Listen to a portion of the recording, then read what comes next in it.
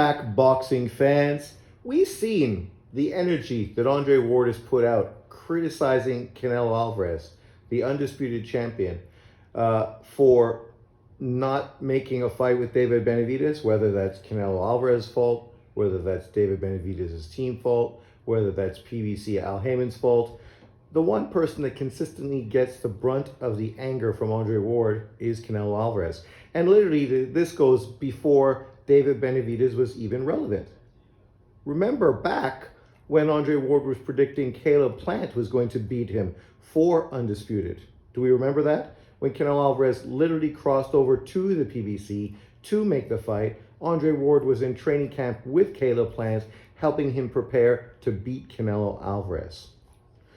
Now, of course, this video is talking about Jerome Boots Ennis and how some people think that Bud Crawford, and obviously not relevant anymore, Errol Spence, ducked him.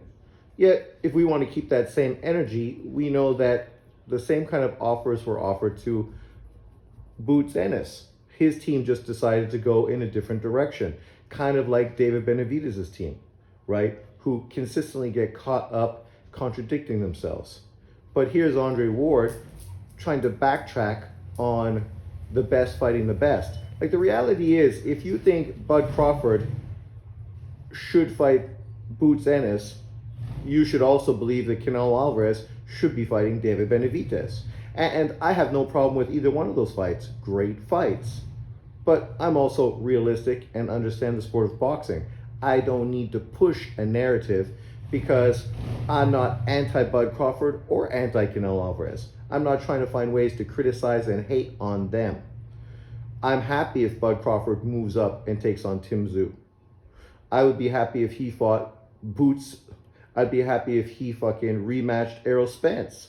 You know, I'm much more willing to allow Bud Crawford, the pound for pound #1 fighter in boxing, to have some leverage in the way he moves. But unfortunately, other people aren't like that, like Andre Ward. Canelo Alvarez literally became undisputed in 11 months, beating the man this guy tied himself together with in Caleb Plant. Then fought a trilogy with Golovkin, which obviously made sense. Golovkin was a unified middleweight champion at that time. Fought his mandatory in John Ryder in Mexico, doing a go back home fight. And now he's going to be fighting Jaime Munguia, which, whether you think Jaime Munguia is as good an opponent as David Benavidez or not, the reality is there's not much difference between the two opponents. They're both Mexican, except Jaime Munguia is really Mexican. The other one is American. And they both have exciting styles. They're both coming off of significant victories. But which one do you really think will sell more to the Mexican and Mexican-American population? I think that's Jaime Munguia. I think that fight does very well. Definitely does better than the Bivol fight with Canelo. Definitely does better than the Charlo fight with Canelo. And it makes a lot of sense. But let's listen to Andre Ward blatantly contradict himself in this interview. I just think the timing right now with somebody like Crawford and Spence, they're not interested, and I don't think you can really knock them. And some people say, well, how you... Oh, you notice he mentioned Crawford and Spence. So Crawford and Spence aren't really interested at this time, and you can't really knock them. Well, no, you can, because Boots Ennis is their mandatory. And if Boots Ennis would have done what he had to do, go to the sanctioning body and force them to mandate him as the champion, then the onus would be on the champions to face him or drop the titles. And at that point, depending on where they went and what direction they went, you could criticize them. Obviously, if Bud Crawford moves to 154, drops his titles, you can't really criticize him. Him going for a fourth weight world title against Tim Tszyu is more significant than fighting Boots Ennis at this time. But what's the difference between Canelo Alvarez and David Benavidez? David Benavidez also didn't go to the sanctioning body to force them to mandate him. Actually, Suleiman just said that they're going to mandate him as the mandatory in March. And what did David Benavidez first thing he do? First thing he did when finding out he was going to be mandated as Canelo's opponent, where negotiations would have to start happening or the belt would have to be stripped or dropped, he moved to 175 to take on Gvozdyk. Ironically enough, nobody's criticizing David Benavidez for taking on Gvozdyk, who is not a great opponent at this point of his career. But this is, of course, the double standard and the narratives that we see from many of these people around YouTube, including Andre Ward. You don't say that about Canelo, but not Crawford. It's a difference, bro. Terence Crawford fought the best dude in the division. Did he not? So Crawford fought the best dude in the division. We only had to wait 5 years, no fault of Crawford, but the PBC are the ones that made that fight last that long. And see, this is the thing. Andre Ward knows the promotional situations probably better than any of us, because he's a boxer who's been in and around negotiating contracts, yet in this case, he's ignoring that. The fact that Spence and Crawford took over 5 years to happen was because of Al Haymon and the PBC. The whole negotiation back and forth with Canelo Alvarez and David Benavidez is less than 3 years right now. So if you want to go on the PBC time scale, they still have another couple years before that fight matures and gets to a point where it really makes sense, right? Because why would you expect the PBC to handle one situation differently than they handled the other? You wouldn't. But unfortunately, he doesn't care about that. He's consistently criticized and attacked Canelo Alvarez, as I told you, when he was supporting Caleb Plant fighting Canelo Alvarez for Undisputed. Now he acts like that doesn't happen. And all of a sudden, David Benavidez is the best fighter at 168. Well, no, you didn't say that when you were supporting Caleb Plant for Undisputed. At that point, you felt that Caleb Plant was the best 168-pound fighter in boxing. So now some people, they can say the same thing. They can say Errol Spence was never the number one fighter at 147. The number one fighter at 147 was always Boots Ennis, who always showed way more ability than Errol Spence. And any hardcore boxing fan will tell you, Boots Ennis is a way more versatile and looks like a far more dangerous fighter than Errol Spence ever was. Errol Spence was a lot more robotic and a lot more one-dimensional in his approach. Boots Ennis is a lot like Bud Crawford. He is potentially the Roy Jones of our era, if he can get the fights. But this is, again, Andre Ward exposing himself. Supporting the black American fighter, but criticizing the Mexican fighter. And this isn't just because of David Benavidez. He's literally been saying this for fucking years. Whether it was against Golovkin and Canelo, whether it's against Caleb Plant and Canelo, it's never stopped. He obviously was also in the comment section for Kovalev and Canelo. Canelo literally jumped up 2 weight divisions to take on Kovalev. But then, oh, it's not the same Kovalev I fought. Well, nobody said it was the same fucking Kovalev you fought. But the reality is, Canelo didn't take 3 premier fights to put himself in position to actually fight the man. He jumped up 2 weight divisions to make the fight. But let's listen to this guy, because this dude, man, you can't be this stupid. Yes, sir. Yeah. You can fight number 1, then you can go fight a B-level guy, C-level guy. You should not fight. Listen to that. You can fight number 1 and then go fight a B, C level guy. The irony in this situation is, it's already been 1 year since Bud Crawford fought. And yes, we know that's because of the contract with Errol Spence. And we know that he looks like he wants the Tim Tszyu fight next. If he gets that, that'll be a whole different conversation. But also, who else is being in this conversation? Errol fucking Spence. Errol Spence was a 3-belt unified champion when Bud Crawford fought him as a champion. David Benavidez does not have any world title. And the reason he doesn't have any world title is because on 2 occasions when he was a champion, he lost those titles. He lost those titles. Nothing to do with Canelo Alvarez, nothing to do with the PBC, his promoter, nothing to do with anybody except for David Benavidez. So to act like he is comparable to Errol Spence is ridiculous. Errol Spence was considered a pound-for-pound top 10 fighter. Nobody has David Benavidez on their top fucking 10 pound-for-pound list. Literally nobody. Top fighters every single time out. I know they used to do that. That ain't good for your health. Go ahead and fight the top guy. Then you can say, man, I'm going to pick and choose 1 or 2.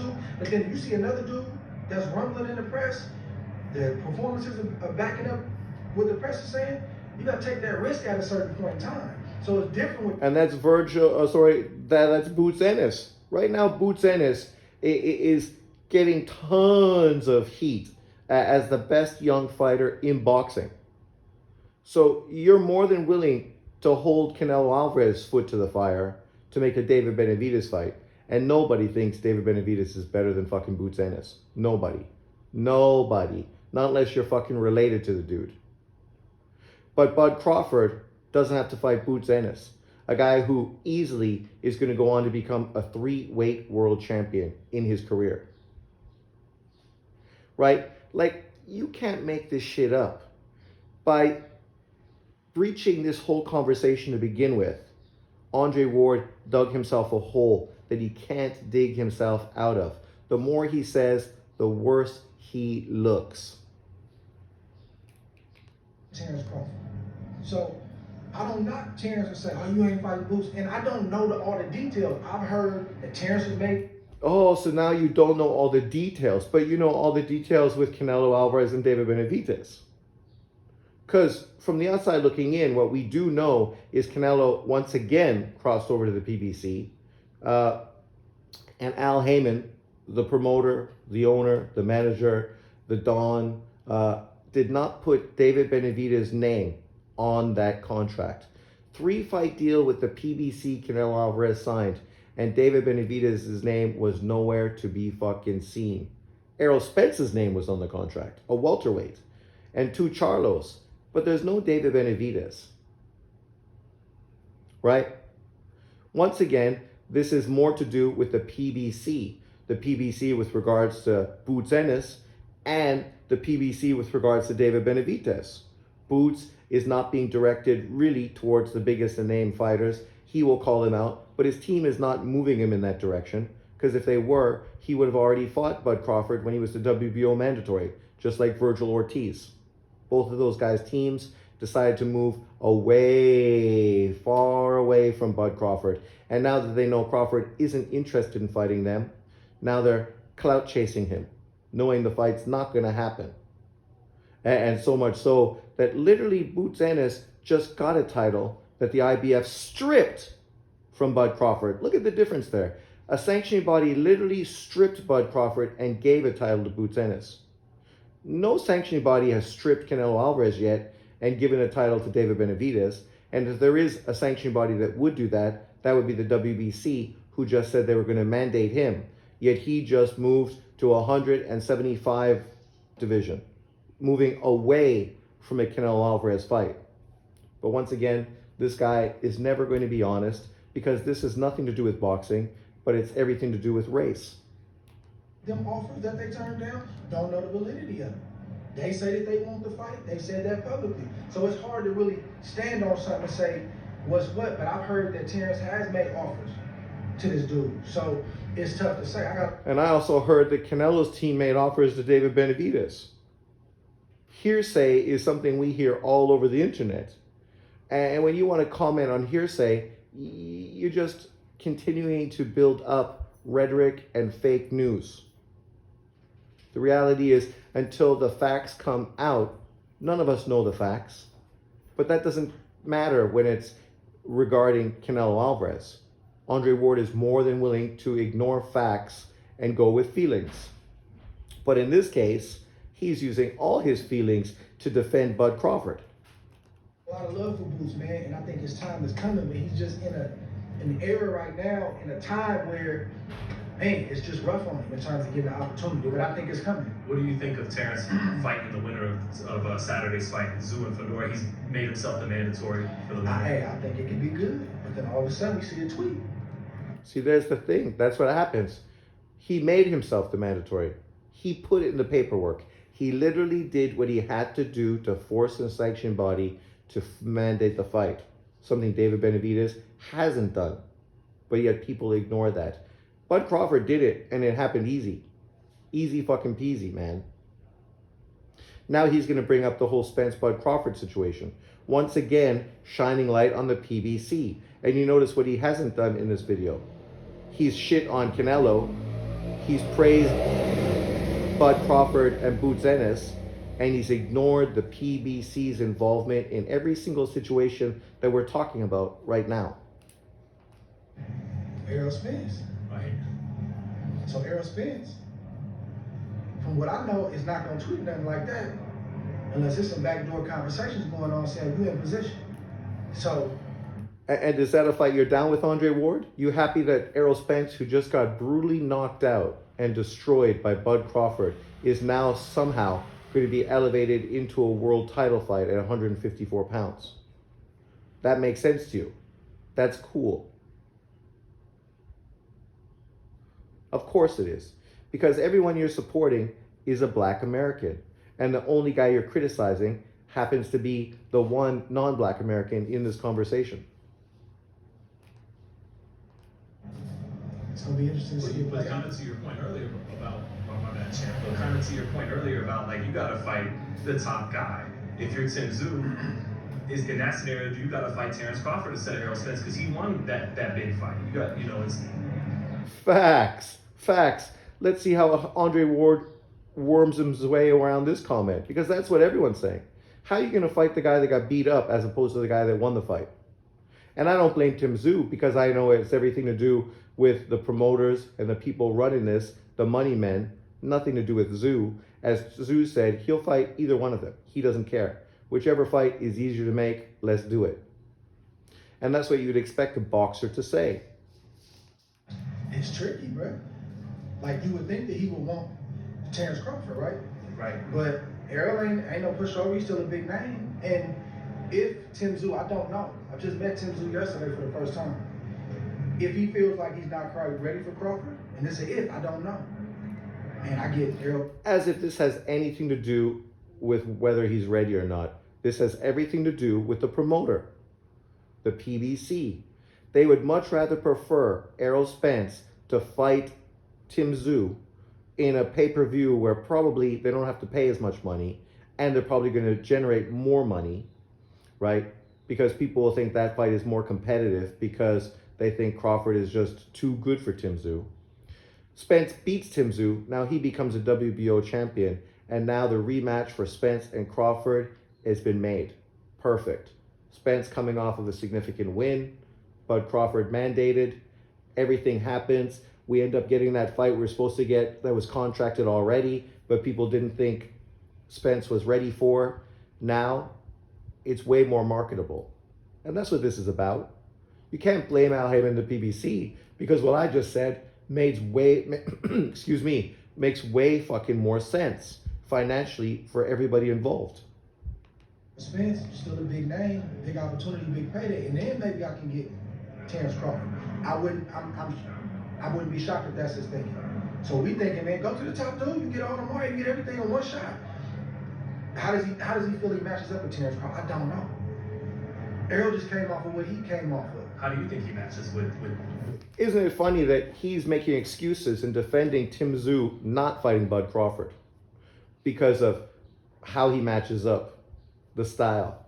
Yet you're pushing Canelo to fight a guy who's 25 pounds bigger than him on fight night, a guy who's now fighting at light heavyweight, a guy who's talked about literally going to cruiserweight in his next fight to fight Zurdo Ramirez if he becomes cruiserweight champion. But yet all of this falls on deaf ears. All of this is ignored because of this disdain, this deep-rooted jealousy that Andre Ward has to Canelo Alvarez. And Andre Ward only has himself to blame. His career went where it went based on the decisions he made. Live with it.